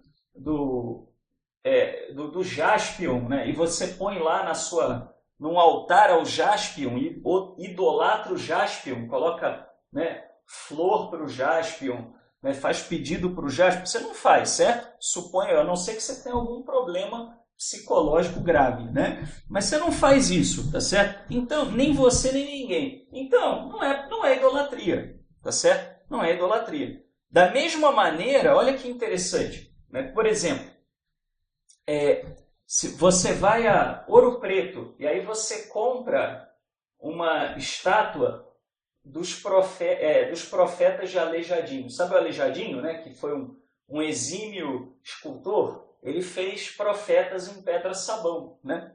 São muito bonitas as figuras. E aí você vai e compra uma estátua de um profeta de pedra-sabão. Ok, você pôs lá para decorar a sua casa. Isso é um problema? Depende. Você vai prestar culto àquela estátua? Você vai cultuar o profeta Samuel? Se você vai cultuar, é um problema. Se alguém vai achar que você está cultuando e vai começar a cultuar também, é um problema. Agora, se é um objeto de decoração, não tem problema nenhum, tá? Ok? Vamos ter bom senso, viu, pessoal? Bom senso foi criado para ser usado, tá? Outra idolatria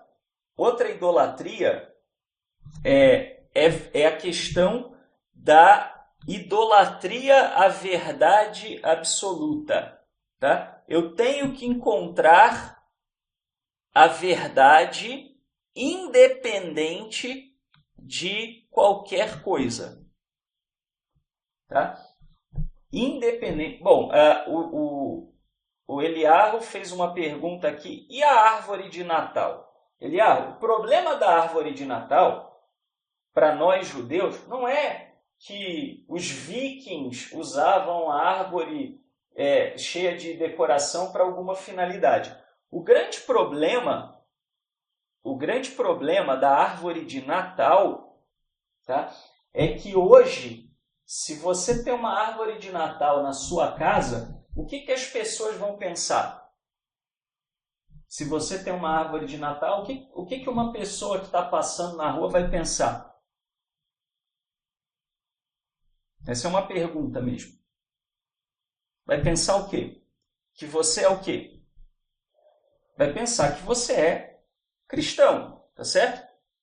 Isso seria um problema, tá? Não é a árvore em si, mas é o que ela representa. Tá? Então, assim, para nós judeus, nós não somos cristãos. Tá? Nós não acreditamos no cristianismo, não professamos o cristianismo e consideramos, né, que a crença em Jesus é uma coisa muito complicada do ponto de vista judaico. Respeitamos os cristãos, o que é outra coisa. Né? Não concordamos por uma série de razões. Respeitamos, mas não concordamos. Se você põe uma árvore de Natal, né, na realidade, você está expressando, né, vamos dizer assim, para alguém uma fé cristã. E isso é complicado. Tá? Não é a árvore em si, é o que você expressa. Tá? Entendeu?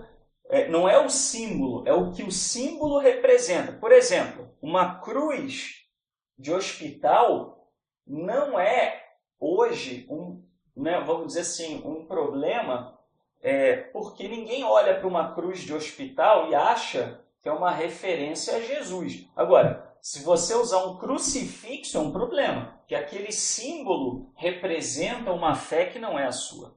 Tá? Ok? Então, a questão é essa. Tá? Olha, Cláudio, a gente não pode ter medo. Isso eu respondo nas aulas de fundamento monoteísta. Salvo engano, na aula 3 ou 4. Tá? Depois dá uma olhada lá no YouTube. Eu respondi essa pergunta. Tá? O Samuel falou uma coisa interessante. Tá? O que acontece? Samuel, ele falou de figura de rabinos, né? Imagens de rabinos. Isso pode ser um problema. A gente vai falar disso no próximo item. Tá? Veja, Manuel, eu também não concordo. Eu também não vejo a fé em Jesus como uma coisa positiva. Tá? Agora, eu respeito os cristãos, é outra coisa. Entendeu? Eu concordo com você, mas eu respeito os cristãos. Eu acho que a gente pode pensar diferente, a gente pode crer diferente, e eu tenho as minhas razões para crer. E eu torno as minhas razões públicas. Eu fiz um vídeo explicando que o conceito de Messias para o judeu e para o cristão é muito diferente. Eu tenho literatura que mostra por que eu não acredito que Jesus cumpriu profecias. Agora, eu não vou desrespeitar o cristão, entende? Uma coisa é você ter convicção. Da mesma maneira que os cristãos têm lá as convicções deles, tem lá os materiais deles onde eles apresentam o porquê que eles acreditam no que eles acreditam. Agora, cada um respeitando o outro. É só essa questão. Tá? Eu acho que assim, a gente tem que tomar cuidado para não, vamos dizer assim, para não ser desrespeitoso. Claro, né, que assim, tem gente que é dodói, né, assim, que não pode ouvir alguém falar que pensa diferente que já acha que é desrespeito. Né? Aí, paciência, aí é problema da pessoa. Agora, você ser firme na sua convicção e falar o porquê que você não acredita em alguma coisa é diferente de você desrespeitar. Tá? Ok? Bom, então assim, a idolatria... Vamos falar agora de uma outra coisa. A idolatria à verdade absoluta. Tá? A idolatria à verdade absoluta é aquela coisa, aquele desespero que as pessoas têm de encontrar a verdade. Tá? Se você tem esse desespero de encontrar a verdade absoluta, isso pode se tornar uma idolatria, porque pode ser que você esteja muito preocupado, né, vamos dizer assim, com isso e você perca o foco no eterno. Tá? Então, cuidado, Fernando, porque isso é uma idolatria. Tá? Por que isso é uma idolatria? Tá? Isso é uma idolatria porque o eterno é a única verdade absoluta.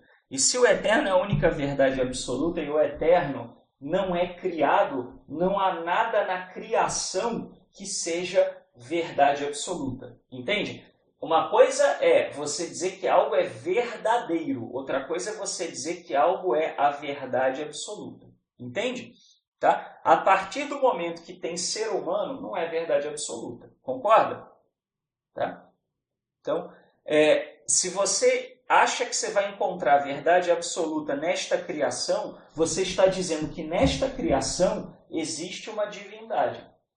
E aí é complicado. Percebe, Fernando, o problema? O eterno é a verdade absoluta.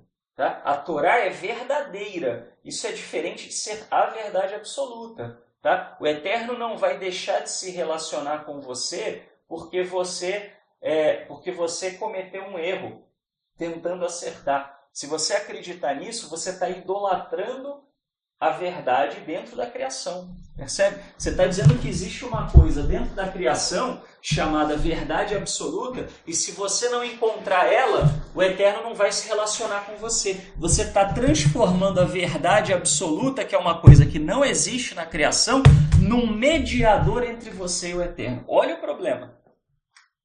Tá? Percebe? Percebeu a questão? Tá? Claro que cada um fala uma coisa diferente sobre o eterno, Fernando. As pessoas são diferentes, a observação é diferente. Olha, eu vou te contar uma coisa curiosa, né? Vou só falar aqui, a Betina escreveu, já questionei isso também, já fui cristã e não me sentia confortável com inúmeros fatos que ocorriam dentro da igreja. Esse da idolatria a Jesus era um deles. Veja, eu concordo plenamente com você, Betina, mas, né, o fato de eu concordar não significa que eu vou, por exemplo, entrar numa igreja e desrespeitar um cristão, ou que eu vou chegar para o meu pai, que é cristão, né, a minha família judaica mesmo é por parte de mãe. Por parte de pai, né, a família é uma família já há muito tempo cristã que tem origens hispano-portuguesas, né, judaicas, mas já é cristã há muito tempo. A família da minha mãe é uma família de judeus húngaros, né, que vieram na época da Segunda Guerra Mundial. Mas eu não vou chegar na casa do meu pai e sair falando mal do cristianismo. Se eu fizer isso, eu estou o desrespeitando. Agora, se ele me perguntar, você acredita que Jesus é o Messias? Eu vou falar que não. Né? Ah, mas e Yeshua? Para mim é a mesma coisa. Né? Ah, mas e Yahushua, Yehoshua? Chame do que você quiser. Para mim é a mesma coisa. Não muda. Eu sou judeu, eu não acredito nisso, eu não acho que isso seja compatível com o judaísmo. Tá? E eu digo isso abertamente. Agora, você chega lá, né, por exemplo, eu me levantei de uma sinagoga e fui embora, porque foram fazer uma palestra e era um rabino que tinha sido convertido. Né? Ele se converteu ao judaísmo bem novinho, com, sei lá, adolescente, com 13 anos de idade, uma coisa assim. E esse rabino chegou dentro da sinagoga, ele estava dando aula para jovens, e ele dentro da sinagoga chegou, né, e chamou Jesus de filho da... nananana. Eu me levantei e eu fui embora. Tá? Por quê? Porque nada dá o direito de você ofender algo que é sagrado para o outro. O outro pode estar errado, mas você não vai ofendê-lo. Tá certo? Então, assim, da mesma maneira que imagina se um cristão chega para você e fala assim, a fé judaica é uma... nananana. Se ele fala isso, ele está te desrespeitando. Tá certo? Então, pessoal, muito cuidado com isso, tá? Você ficar ofendendo, né, o outro, tá errado. Tá errado. O que não quer dizer que você não pode ser firme na sua convicção. Por isso que eu falo, os cristãos aqui são bem-vindos, vão ser bem tratados. Nem por isso eu vou fingir que eu acredito no que eles acreditam. E eles sabem disso, né? Assim, tá? Então vamos respeitar, né? Não vamos ficar atacando, agredindo um ao outro. Né? Senão, com que moral que eu vou pedir que se respeite o judeu, se eu desrespeito outra fé? Com que moral eu tenho para exigir de um católico que me respeite se eu debocho da fé dele? Com que moral eu peço para um católico não ser antissemita se eu fico né, ofendendo a fé dele? Não é? Tá? Então é nesse sentido que eu falo. Tá? O que não quer dizer que você não possa ser muito claro. Eu não ofendo o meu pai. Agora, ele sabe que eu não acredito, né, em Jesus. Ele sabe disso. Né? E eu já disse para ele que eu não acredito nem mesmo que Jesus tenha existido enquanto pessoa. Tá? Eu acho que são vários personagens que foram misturados numa figura. Agora, eu respeito a ele. Eu respeito a ele. Eu tenho respeito por ele, né? E respeito que para ele isso seja uma coisa sagrada, mesmo que para mim não seja. Tá? Bom, a questão da idolatria à verdade absoluta, Fernando, eu vou te contar um caso interessante. Eu tive um amigo, né, hoje meio que perdi contato, mas ele falou uma coisa bem curiosa. Ele era, né, ele foi delegado de polícia. E olha o que ele falou. Ele falou uma coisa muito interessante, que quando eles estavam tentando ouvir testemunhas de um caso, tá? Sabe como é que ele sabia que uma história era verídica ou não? Que uma pessoa estava falando a verdade ou não? Sabe como que eles adivinhavam isso, né? Que eles sabiam que as testemunhas estavam mentindo, tinham combinado ou não um testemunho? Ele disse para mim, ele falava assim, Shaul, é o seguinte, quando uma pessoa, né, quando você pega duas pessoas e elas contam exatamente a mesma história, tá? A gente sabe que essas duas pessoas combinaram uma história. Combinaram de falar uma história. Por que ele sabia isso? Porque ele falou, Shaul, quando você pega uma história verdadeira, as duas testemunhas não vão concordar no nível do detalhe, porque a percepção que elas vão ter da história é diferente. Então, uma vai se lembrar de uma coisa que a outra vai esquecer. Uma vai ficar com a impressão que viu 2 homens, outra vai ficar com a impressão que viu 3 homens. Elas vão esquecer, elas vão misturar as histórias, elas têm uma perspectiva diferente. Então, ele dizia que ele sabia que uma história não era verdadeira quando tudo, nos mínimos detalhes, era igual. Olha que curioso, olha que interessante, Fernando, né, esse relato dele. Tá? Então, assim, pessoal, o ser humano é diferente. A sua história e trajetória de vida, Fernando, não é a minha. Não é a da Betina, não é a do Sadiq, não é a do Eliezer, não é a do Samuel, não é a do Genilson, né? Não é a do Hélio, não é a do Emanuel, né? E de todos os demais que estão aqui ouvindo agora essa mensagem. Tá? Como não é a mesma experiência de vida, a sua percepção é diferente da minha, tá certo? Então, é lógico que eu vou falar do eterno de uma maneira diferente do meu vizinho ou de vocês, porque a experiência é diferente. E se você procurar igualdade de palavras, você não vai encontrar nunca. Percebe? Porque o ser humano é diferente. Na hora que você colocou o fator humano, acabou a verdade absoluta. Acabou. O ser humano não é capaz de absorver a verdade absoluta. Percebe? Qual é o problema? Percebeu, Fernando? Então, assim, isso a gente tem que tomar muito cuidado para não idolatrar. Se você ficar procurando a verdade absoluta, Fernando, você não vai achar nunca. Nunca. Porque os seres humanos são diferentes. O que não quer dizer que o eterno não se manifeste perante os seres humanos. Ele se manifesta. Mas se você pegasse 2 pessoas que viram o eterno se manifestar no Sinai, né, entre os israelitas ali, e você pedisse para eles contarem o que eles viram, eles vão contar de maneira diferente, porque é a subjetividade deles. Percebe? Tá? Então, cuidado com isso. Verdade absoluta, só o eterno. E o eterno não habita literalmente na criação. Ele é externo à criação porque ele não é um ser criado. Tá? Agora, se você está procurando a verdade absoluta, cuidado com uma coisa. Será que não é medo? Será que você não está com pânico do eterno te punir se você não acertar? E isso também não é verdade. O eterno vai levar em conta a sua intenção. Tá? Ele vai levar em conta a sua intenção de encontrá-lo. Eu nunca vi nas Escrituras uma pessoa com um coração sincero ser rejeitado. Inclusive os reis de Israel, né? Vários deles, você tem o relato, e fulano fez o que é certo perante né, o Eterno, que é justo e reto perante o Eterno. Beltrano fez o que é justo e reto perante o Eterno, mas não tirou os altares dos ídolos. Então, como é que ele fez o que era justo perante o Eterno? Ora, ele não foi perfeito.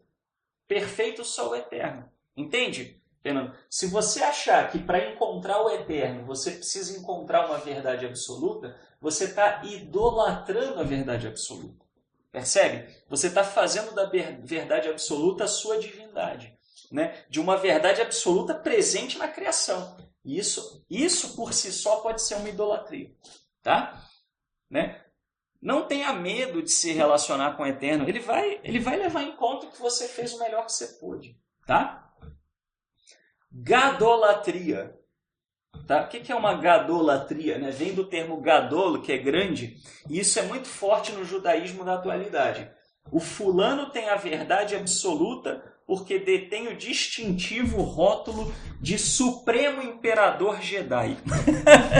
Né? O cidadão que acha que um pedacinho de papel, sem valor nenhum, né, dá ao Beltrano uma posição superior. Tá? E dá também, né, a esse ser humano algum tipo de poder. Então, assim, uma pessoa me perguntou antes, ter foto de rabino na carteira, no quadro de casa, etc., é problema? Depende.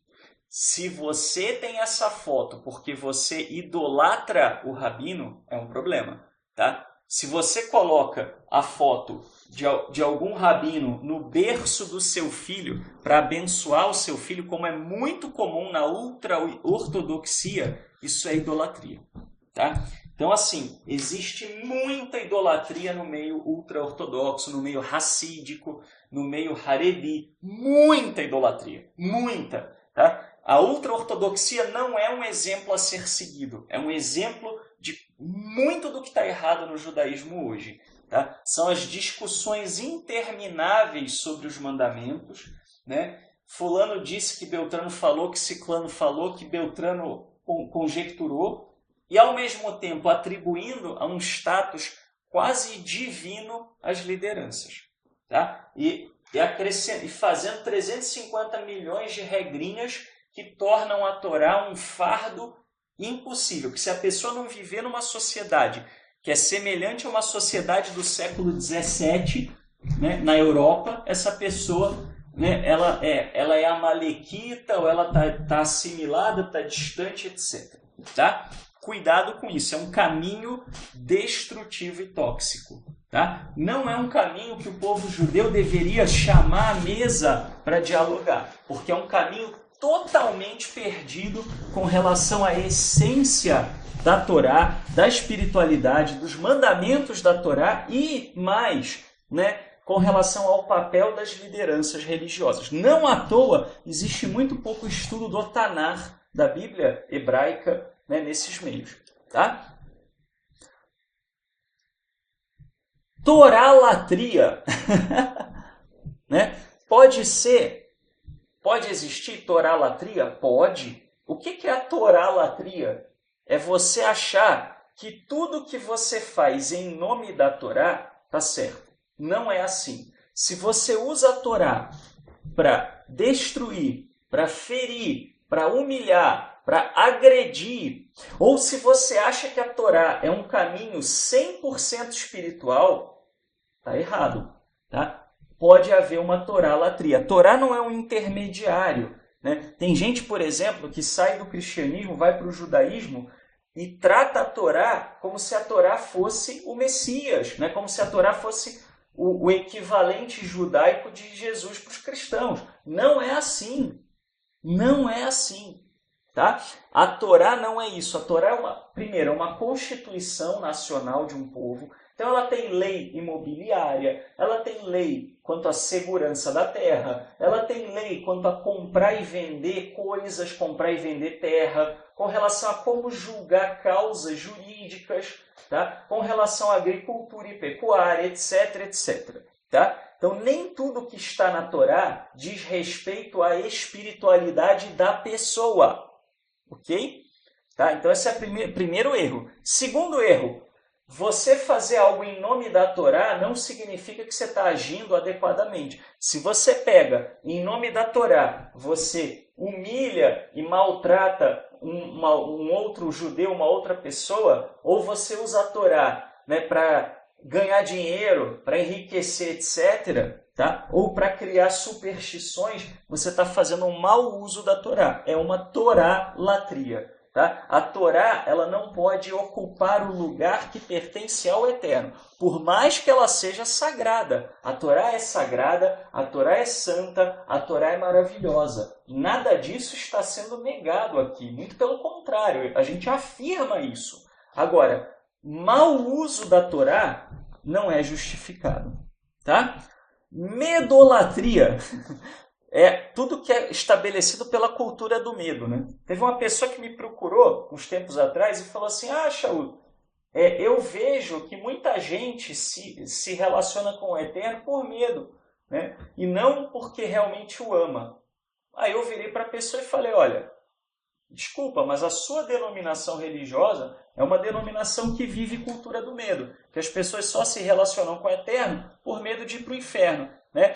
Que inclusive diz que se você não for dessa denominação, você vai para o inferno. Então é óbvio que as pessoas vão ter medo. O problema está na ideologia religiosa.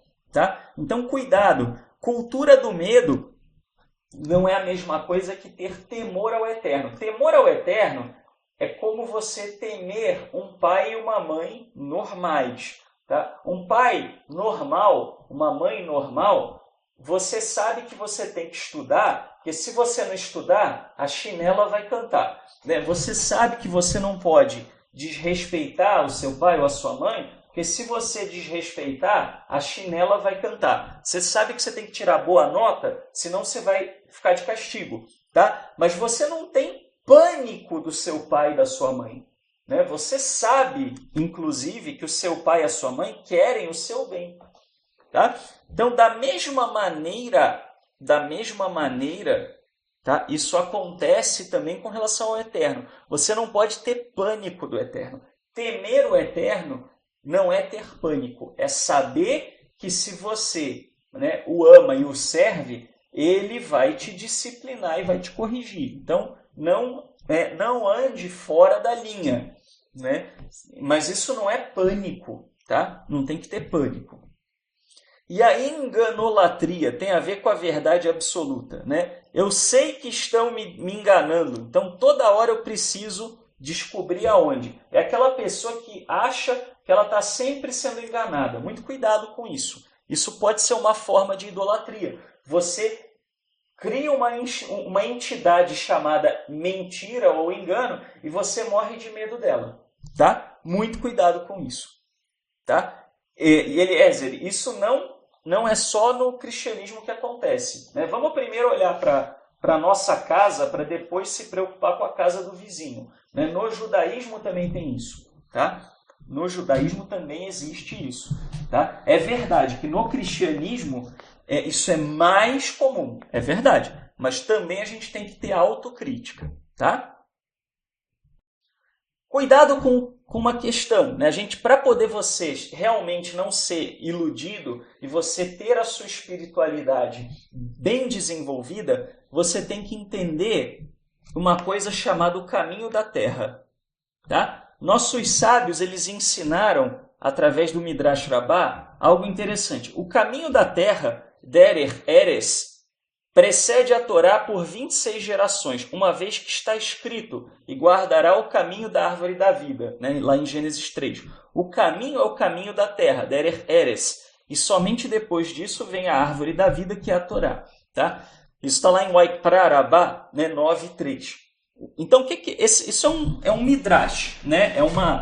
Vamos dizer, é um sermão, né? Não é uma interpretação de Gênesis 3. Tá? É um sermão, é uma homilia. E o que os nossos sábios estão ensinando? Estão ensinando o seguinte: antes de você se preocupar com a Torá, você tem que se preocupar com ser um ser humano decente. Se você não for um ser humano decente, você não vai conseguir seguir Torá. Tá? Pelo contrário, a Torá na sua mão vai virar uma coisa perigosa. tá? Então, muito cuidado com isso, tá? A Torá, ela não serve para se fazer o que realmente muitos fazem por aí. Teve uma pergunta até, que agora eu me lembrei, que eu fiquei pensando, tem que responder depois, eu esqueci, que é a pergunta do Sadiq. E o que dizer de Eliar e os profetas de Baal? Né? Ele não está na sala neste momento, mas eu vou responder de qualquer forma, depois até ele pode ouvir o restante, né? E ouvir a resposta. Elias, né, Eliarro e os profetas de Baal foi um caso muito diferente. Primeiro, estava se vivendo a Torá na terra. A Torá era uma constituição nacional. Segundo, você teve reis que, por uma razão até política, resolveram banir o culto ao Eterno e instituir a idolatria a Baal. E essa idolatria, além de ser um erro, havia também até sacrifício humano. Né? E eles estavam perseguindo e matando os profetas do Eterno. Então é outro caso, é totalmente diferente. Não é a mesma coisa que você desrespeitar a fé do vizinho que te respeita e que não te maltrata e não te oprime. Né? Então, estando na diáspora, é outra coisa, é outro papo. Tá? Não é a mesma coisa. Né? Bom, mas voltando aqui, o caminho da terra, o que é? É derer eres. É você tratar o próximo com decência, amor, respeito e cortesia. Se você não se preocupa primeiro em ser um ser humano melhor, de maior qualidade, você nunca vai ser um bom praticante da Torá. Nunca. Porque está errado na essência já. Está errado na saída. Tá? O que adianta você colocar um talet, colocar um tefilim, fazer o Shema Israel, né? Fazer a Amidá, guardar as festividades do Eterno, né? Comer kasher, etc. E você não respeitar o seu vizinho, e você ser fofoqueiro, e você ser uma pessoa ruim, e você falar mal de todo mundo a toda hora, e você é intolerante com o pensamento que é diferente do seu, e você agride as pessoas, e você alienou os seus amigos, chama a sua família de impura e se recusa a visitar a sua família. Claro, não estou falando da família que te trata mal, né, ou que não respeita a sua fé, mas né, que você se considera superior e diferente dos outros. Nada disso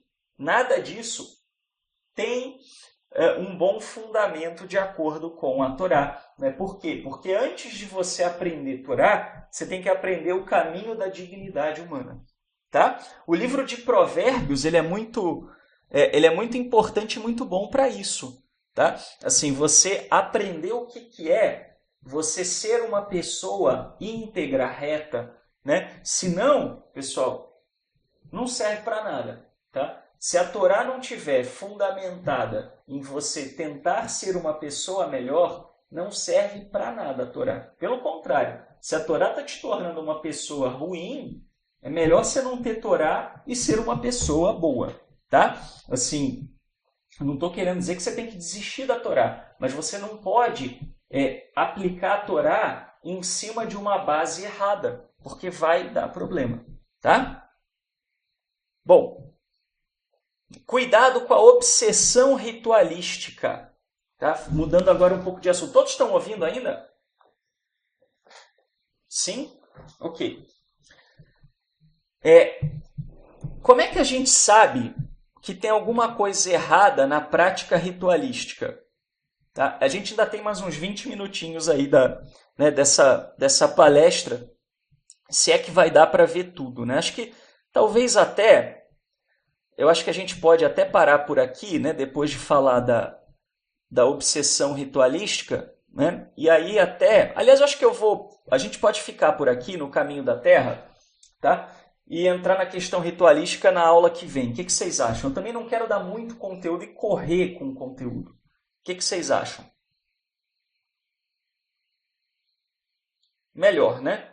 Que a gente vai entrar num outro assunto, num outro tema, né? Agora. Tá? Mas então entenderam? Assim, a tua fé tem que fazer de você uma pessoa melhor. Cadê o Fernando? E o Fernando está aí ainda? Deixa eu ver aqui.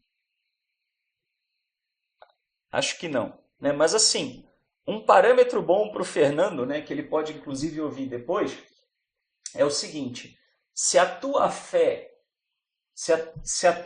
te torna alguém melhor, então se aprofunde nela, né? Vá lapidando, né, a sua fé, vai polindo, né, a sua fé, mas vai se tornando melhor, né? Vai buscando melhorar como ser humano. Se a tua fé não te melhora como ser humano, a tua fé não só não serve para nada, como ela pode, inclusive, estar servindo um propósito negativo. Tá? Captaram? Sim? Ok? Dúvidas, pessoal? Alguma dúvida?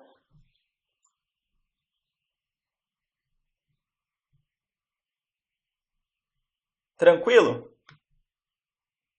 Então tá bom. Então, pessoal, nós vamos ficar por aqui, tá? Pensem sempre nisso. Ah, Shaul, me ajuda com isso? Ajudo. Comece ouvindo um curso, né, que a gente colocou online, que na verdade eram mensagens diárias que eu estava colocando, que era o curso de desenvolvimento espiritual, que é um curso que vai nessa direção, de falar como você pode melhorar, inclusive, a sua personalidade, para poder ser um ser humano de maior qualidade. Tá bom? Ok, pessoal? E a gente continua, então, com a parte 3 no próximo Shabat, no próximo sábado. Tá? E aí, começando o novo calendário, né, a gente vai dar sequência com o estudo da Torá, né, já em cima, inclusive, da tradução judaica que a gente está organizando aqui. Tá? Se você ainda não conhece, né, alguém aqui não conhece ainda a tradução judaica livre que a gente está fazendo? Alguém aqui não viu ainda? Eu vou botar um link aqui se alguém não conhece ainda, tá? Eu não sei se é o caso aí, né? Mas está aqui, ó, para vocês verem, tá?